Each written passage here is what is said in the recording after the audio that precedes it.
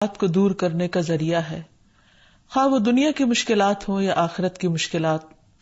اور آخرت کی منزلوں میں سے سب سے پہلی منزل قبر ہے، جس میں ہر انسان کو آزمایا جائے گا، اس کا امتحان لیا جائے گا. ایک تو بڑا امتحان ہے قیامت کے دن، لیکن ایک چھوٹا امتحان ہے قبر کے اندر بھی. جس طرح دنیا بھی ایک امتحان ہے، اس زندگی میں بھی ہمیں طرح طرح کے امتحانات سے واسطہ پیش آتا ہے. اللہ سبحانہ وتعالیٰ نے ہمیں پیدا ہی اس لیے کیا، جیسے سورۃ الملک میں آتا ہے خلق الموت والحیات لیبلوکم ایکم احسن عملا، کہ اس نے زندگی اور موت کو اس لیے بنایا کہ تمہیں آزما کر دیکھے کہ تم میں اچھے کام کون کرتا ہے. تو گویا اس زندگی میں بھی انسان کا ایک امتحان ہو رہا ہے اور دیکھا یہ جا رہا ہے کہ کون ٹھیک کر رہا ہے اور کون غلط. اور پھر اس کے بعد قبر میں بھی اس کا ایک ٹیسٹ ہے، 3 اہم سوال اس سے کیے جائیں گے، اور اس میں جو کامیاب ہوگا اسی کے لیے قبر جنت کے ٹکڑوں میں سے ایک ٹکڑا بن جائے گی. اور پھر قبر سے اٹھائے جانے کے بعد قیامت کے دن پھر اس کا حساب ہوگا، اور وہ اصل حساب ہے. اس کے بعد اس کے لیے ہمیشہ ہمیشہ کی یا راحتیں ہیں یا عذاب ہیں، اس کا فیصلہ کر دیا جائے گا. تو اس لیے انسان کو عمل کے ساتھ ساتھ اللہ سبحانہ وتعالیٰ سے دعا کرتے رہنا چاہیے تاکہ وہ ہر طرح کی مشکلات سے نجات پا سکے اور ہر امتحان میں کامیاب ہو سکے، خواہ وہ دنیا کا ہے یا آخرت کا ہے. اللہ سبحانہ وتعالیٰ اسی دعا کے ذریعے اپنے بندوں کو ہر طرح کی بے چینیوں اور کرب سے نجات دیتے ہیں، جیسا کہ قرآن مجید میں آتا ہے وَنُوحًا إِذْ نَادَى مِن قَبْلُ فَاسْتَجَبْنَا لَهُ فَنَجَّيْنَاهُ وَأَهْلَهُ مِنَ الْكَرْبِ الْعَظِيمِ. اور نوح کو بھی ہم نے اپنی رحمت میں داخل کیا علیہ السلام. جب اس نے اس سے پہلے پکارا تو ہم نے اس کی دعا قبول کر لی، پھر اسے اور اس کے گھر والوں کو شدید بے چینی سے نجات دی. تو شدید بے چینی کے عالم میں انسان کو اللہ سبحانہ وتعالیٰ کی طرف رجوع کرنا چاہیے. اور یہ بطور مثال ہمیں بتایا گیا کہ نوح علیہ السلام نے جب اپنے کرب اور بے چینی میں اللہ سبحانہ وتعالیٰ کو پکارا تو اللہ تعالیٰ نے ان کی پکار سن لی. اسی طرح باقی سب لوگ بھی اپنی بے چینیوں میں اپنے رب کو پکاریں. یاد رکھیے دنیا کی بے چینیوں میں تو ہم رب کو پکار سکتے ہیں، لیکن قبر کے اندر پائے جانے والے کرب اور بے چینی میں انسان جتنا بھی پکارے گا اس وقت فائدہ نہ دے گا. اس لیے ضروری ہے کہ دنیا میں ہی انسان اپنے فیوچر کے بارے میں سوچتے ہوئے، اپنے مستقبل کی پریشانیوں اور بے چینیوں کے بارے میں سوچتے ہوئے آج دعا کرے. اور دعا کرنے سے پہلے اللہ سبحانہ وتعالیٰ کی حمد و ثنا اور نبی صلی اللہ علیہ وسلم پر درود شریف پڑھے. جہاں تک قبر کا تعلق ہے تو قبر آخرت کی منزلوں میں سے سب سے پہلی منزل ہے، اور قبر سے زیادہ ہولناک منظر کوئی نہیں. رسول اللہ صلی اللہ علیہ وسلم نے فرمایا قبر آخرت کی پہلی منزل ہے، اگر وہاں نجات مل گئی تو بعد کے سارے مراحل آسان ہو جائیں گے، اور اگر وہاں نجات نہ ملی تو بعد کے سارے مراحل دشوار ہو جائیں گے، یعنی مشکل ہو جائیں گے. رسول اللہ صلی اللہ علیہ وسلم نے یہ بھی فرمایا کہ اللہ کی قسم میں نے جتنے بھی مناظر دیکھے، جتنے سینز دیکھے ہیں، قبر کا منظر ان سب سے زیادہ ہولناک ہے، خوفناک ہے. اور ویسے بھی انسان اگر امیجن کرے کہ زمین کے اندر ویرانے میں، قبرستان میں، کئی فٹ زمین کے اندر نیچے اندھیری کوٹھڑی جس میں انسان کا لحاف بھی مٹی ہے اور اس کا بچھونا بھی مٹی ہے، اور وہاں کسی قسم کی کوئی لائٹ بھی نہیں، کوئی پنکھا نہیں، کچھ بھی نہیں، تو وہ کیسا منظر ہوگا. تو نبی صلی اللہ علیہ وسلم نے سچ فرمایا کہ میں نے اس سے زیادہ ہولناک منظر کوئی اور نہیں دیکھا. پھر اسی طرح یہ ہے کہ جیسے دنیا میں انسان خوشی اور غم دیکھتا ہے، قبر میں بھی انسان کو یا خوشی ہوتی ہے یا غم ہوتا ہے، اور وہاں کا عذاب بھی برحق ہے اللہ کے نافرمانوں کے لیے، مجرموں کے لیے. اس سلسلے میں ایک حدیث آتی ہے کہ ایک یہودی عورت حضرت عائشہ رضی اللہ تعالی عنہا کے پاس آئیں اور اس نے عذاب قبر کا ذکر چھیڑ دیا اور کہا کہ اللہ تجھے عذاب قبر سے محفوظ رکھے. اس پر حضرت عائشہ رضی اللہ تعالی عنہا نے رسول اللہ صلی اللہ علیہ وسلم سے عذاب قبر کے بارے میں دریافت کیا. آپ نے اس کا جواب دیا کہ ہاں عذاب قبر حق ہے، یعنی واقعی ہے. تو حضرت عائشہ نے بیان کیا کہ پھر میں نے کبھی ایسا نہیں دیکھا کہ آپ صلی اللہ علیہ وسلم نے کوئی نماز پڑھی ہو اور اس میں عذاب قبر سے اللہ کی پناہ نہ مانگی ہو. یعنی ہمیشہ آپ صلی اللہ علیہ وسلم ہر نماز میں اللہ سبحانہ تعالیٰ سے دعا کرتے کہ وہ عذاب قبر سے محفوظ رکھیں. اسی طرح ایک اور موقع پر نبی صلی اللہ علیہ وسلم اپنے صحابہ کے ساتھ بنو نجار کے باغ سے گزر رہے تھے تو اچانک وہ گدھا بدک گیا جس پر آپ سوار تھے، تو قریب تھا کہ وہ آپ کو نیچے گرا دے. تو آپ صلی اللہ علیہ وسلم نے پوچھا کہ یہاں اس جگہ پر کیا ہے؟ تو پتہ چلا کہ یہاں دور جاہلیت کے لوگوں کی قبریں ہیں. تو آپ صلی اللہ علیہ وسلم نے جب پوچھا کہ یہ لوگ کب مرے تو عرض کیا گیا کہ یہ لوگ شرک کی حالت میں مرے تھے. تو آپ نے فرمایا کہ ان لوگوں کو ان کی قبروں میں عذاب ہو رہا ہے. اگر مجھے یہ خیال نہ ہوتا کہ تم لوگ اپنے مردوں کو دفنانا چھوڑ دو گے تو میں تمہیں یہ عذاب اس وقت سنواتا. یعنی اللہ تعالیٰ سے دعا کرتا کہ تمہیں قبر کے عذاب کو سنوا دے جسے میں سن رہا ہوں. پھر آپ صلی اللہ علیہ وسلم ہماری طرف متوجہ ہوئے اور فرمایا تم لوگ دوزخ کے عذاب سے اللہ کی پناہ مانگو. صحابہ نے عرض کیا ہم دوزخ کے عذاب سے اللہ کی پناہ مانگتے ہیں. پھر اسی طرح آپ نے فرمایا کہ تم قبر کے عذاب سے اللہ کی پناہ مانگو. تو صحابہ نے عرض کیا نعوذ باللہ من عذاب القبر، کہ ہم قبر کے عذاب سے اللہ کی پناہ مانگتے ہیں، یعنی اللہ تعالیٰ ہمیں اس سے محفوظ رکھے. تو بہرحال قبر کی نعیم و راحت کو حاصل کرنے کے لیے اور تکلیفوں سے بچنے کے لیے اللہ تعالیٰ سے دعا کرنی چاہیے.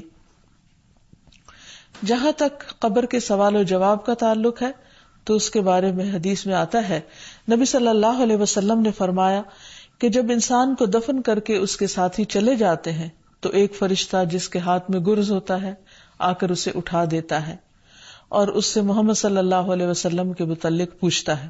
ایک دوسری روایت میں آتا ہے کہ وہ پوچھتا ہے من ربک کا، تمہارا رب کون ہے، ما دینو کا، تمہارا دین کیا ہے، اور پھر وہ نبی صلی اللہ علیہ وسلم کے بارے میں سوال کرتا ہے کہ تم اس آدمی کے متعلق کیا کہتے ہو. تو مومن کہتا ہے اشہد ان لا الہ الا اللہ و اشہد ان محمدًا عبدہ و رسولہ، کہ میں اس بات کی گواہی دیتا ہوں کہ اللہ کے علاوہ کوئی معبود نہیں اور یہ کہ محمد صلی اللہ علیہ وسلم اس کے بندے ہیں اور رسول ہیں. یہ سن کر فرشتہ کہتا ہے کہ تم نے سچ کہا. کسی نے پوچھا یا رسول اللہ صلی اللہ علیہ وسلم وہ فرشتہ تو ہاتھ میں گرز لے کر جس کے سامنے کھڑا ہوگا اس پر گھبراہٹ طاری ہو جائے گی، یعنی اس کے حال حلیہ دیکھ کر ہی خوف آنے لگے گا.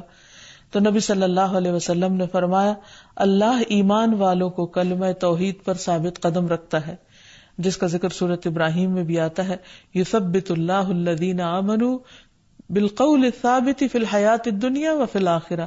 اللہ قول ثابت کے ذریعے دنیا اور آخرت میں اپنے بندوں کو ثابت قدم رکھتا ہے، یعنی کلمہ طیبہ کے ذریعے.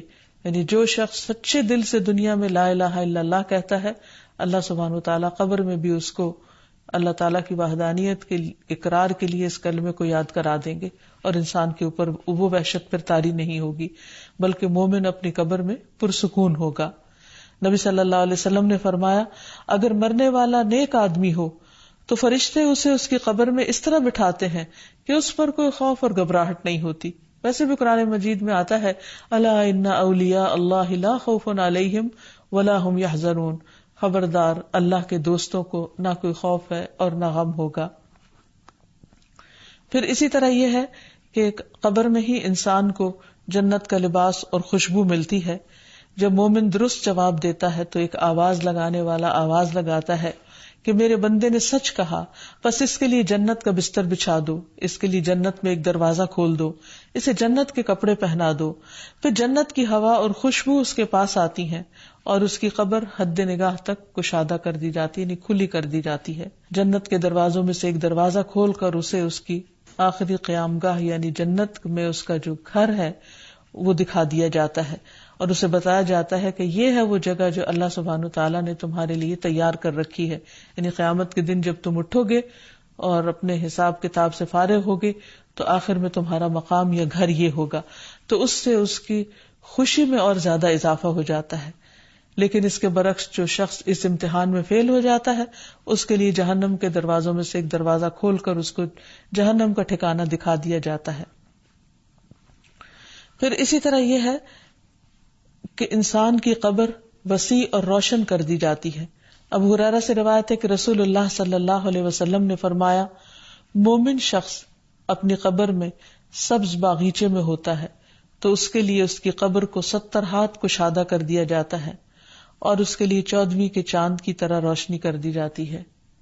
یعنی ایک خوبصورت منظر ہوتا ہے جیسے 14ویں رات کو ہوتا ہے، اور اس کا وہاں جتنا بھی قیام ہوگا، یعنی ایسے بندے کا جو قبر کے امتحان میں پاس ہو گیا، وہ بہت ہی سکون اور امن اور خوشی میں اور خوشنما منظر میں اور خوشنما اور بہترین گھر پہ ہوگا. تو اس سے پتہ یہ چلتا ہے کہ جو شخص ایمان کے ساتھ عمل صالح کرتے ہوئے دنیا سے رخصت ہوگا، ایمان پر ہی اس کا خاتمہ ہوگا اور وہ قبر کے امتحان میں کامیاب ہو جائے گا، اس کے لیے قبر کو کشادہ کر دیا جائے گا اور ایک بہترین منظر ہوگا اس کے اس گھر میں. اس کے برعکس قبر میں عذاب بھی ہے. جو شخص قبر کے سوالوں کے جواب نہ دے سکا، اس کی وہاں شامت آئے گی، اس کو مار پڑے گی. نبی صلی اللہ علیہ وسلم نے فرمایا کہ آدمی جب قبر میں رکھا جاتا ہے اور دفن کر کے اس کے لوگ پیٹ موڑ کر رخصت ہوتے ہیں تو وہ ان کے جوتوں کی آواز سنتا ہے. پھر 2 فرشتے آتے ہیں، اسے بٹھاتے ہیں، پوچھتے ہیں اس شخص کے متعلق تمہارا کیا اعتقاد ہے؟ کافر یا منافق یہ جواب دیتا ہے کہ مجھے نہیں معلوم، میں نے لوگوں کو ایک بات کہتے ہوئے سنا، میں بھی کہتا رہا. پھر اس سے کہا جاتا ہے کہ نہ تو نے کچھ جانا اور نہ پڑھا.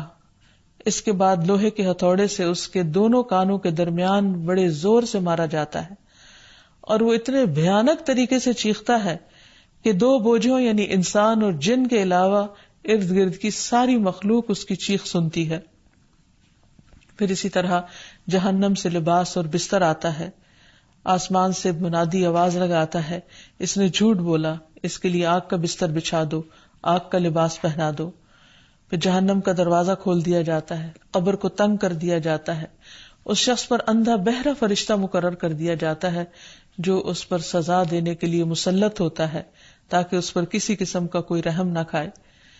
اور پھر قبر میں اس کی نیند کی کیفیت کے بارے میں آتا ہے کہ اس سے کہا جاتا ہے کہ تم منحوش کسی نیند سو جاؤ.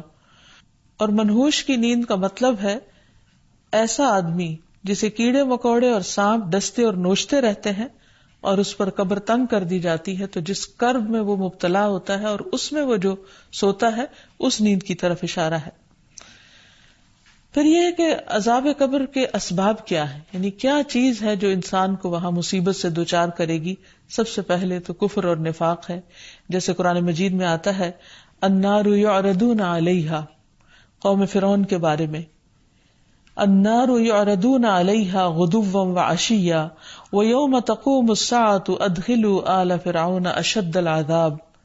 وہ صبح و شام آگ پر پیش کیے جاتے ہیں اور جس دن قیامت قائم ہوگی تو حکم ہوگا آل فرعون کو سخت ترین عذاب میں داخل کر دو. تو یہ نبی صلی اللہ علیہ وسلم کو معراج پر بھی دکھایا گیا تھا کہ کس طرح آل فرعون کو صبح و شام آگ پر پیش کیا جاتا ہے. حالانکہ دیکھیے کہ آل فرعون جو ہے وہ پانی میں ڈوب کر مرے ہیں، لیکن اس کے باوجود مرنے کے بعد قیامت تک کے بیچ کے عرصے میں انہیں آگ پر پیش کیا جا رہا ہے، یعنی انہیں آگ کا عذاب ابھی بھی مل رہا ہے.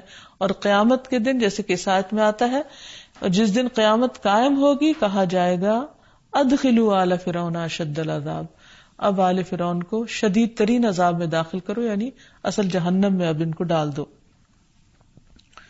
اسی طرح جو شخص نیک عمل نہیں کرتا، اپنی دنیا کی زندگی کو ضائع کرتا ہے، وہ بھی جا کر وہاں سخت پچھتائے گا اور پکارے گا اور فریادیں کرے گا کہ مجھے کسی طرح واپس بھیج دیا جائے تاکہ اب میں اچھے کام کر کے آؤں. حتی اذا جاء احدهم الموت قال رب ارجعون لعلی اعمل صالحا فیما ترکت کلا انها کلمۃ هو قائلها ومن ورائهم برزخ الى یوم یبعثون. یہاں تک کہ جب ان میں سے کسی کے پاس موت آتی ہے تو کہتا ہے اے میرے رب مجھے واپس بھیج دے تاکہ میں جو کچھ چھوڑ آیا ہوں اس میں کوئی نیک عمل کر لوں. ہرگز نہیں، یہ تو ایک بات ہے جسے وہ کہنے والا ہے اور ان کے پیچھے ایک پردہ ہے اس دن تک جب وہ اٹھائے جائیں گے.